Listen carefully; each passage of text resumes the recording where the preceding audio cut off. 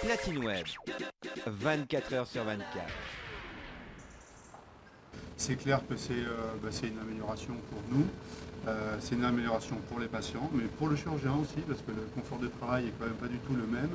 Et un chirurgien qui travaille de façon sereine et reposée peut faire peut-être un peu plus.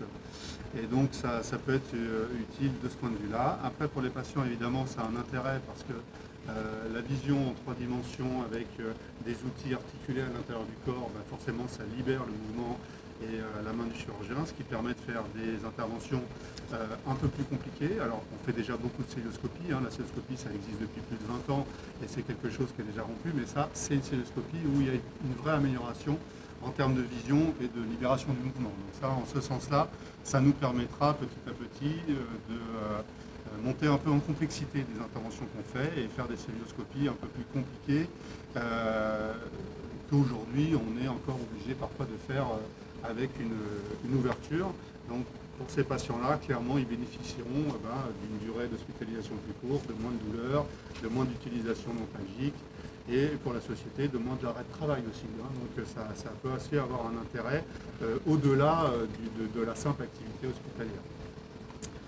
Donc quelles sont les spécialités qui vont l'utiliser donc essentiellement les spécialités qui travaillent à l'intérieur de l'abdomen, mais aussi le thorax. Donc la chirurgie urologique, la chirurgie gynécologique, la chirurgie digestive et la chirurgie thoracique, qui sont les 4 spécialités les plus grosses utilisatrices dans le monde de la cœlioscopie robot assistée, même si vous pourrez voir, si vous regardez un peu sur Internet, qu'il y a des interventions qui sont faites par des ORL de la base de langue avec cette machine-là, parce que les outils articulés, ça libère aussi la main d'un chirurgien ORL. Mais ça, c'est pas encore prévu ici, mais peut-être que dans les années à venir, pourquoi pas.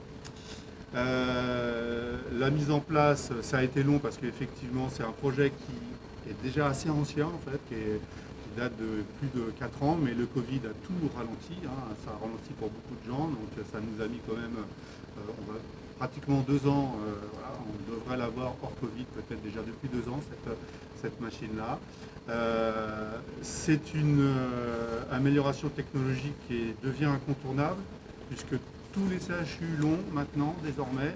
Il y a même des CHU qui en ont plusieurs.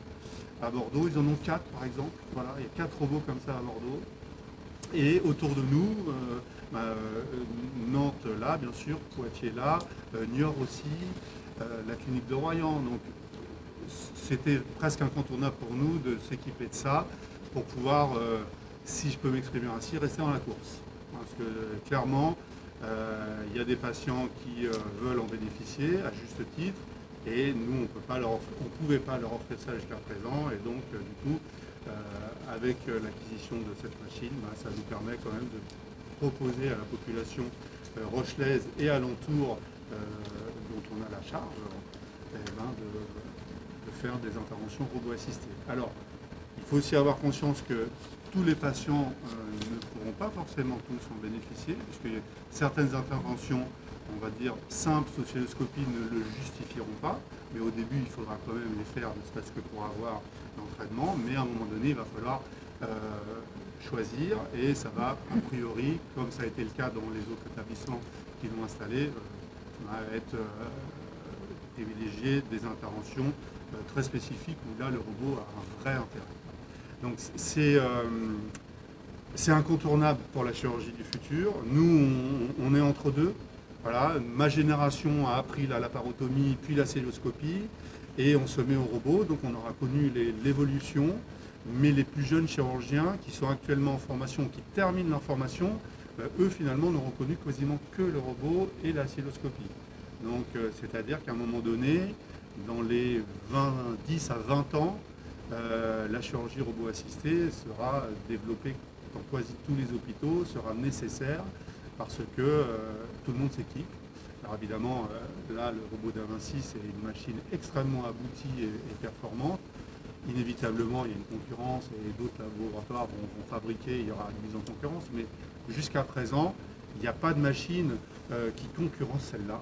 Voilà, parce que le confort de vision et de manipulation est optimisé, parce qu'il existe depuis 20 ans aussi. Donc la recherche et développement de Da Vinci a permis d'aboutir à une machine vraiment très performante où là, si je ne me trompe pas, on est à la 4e génération à un bon bac.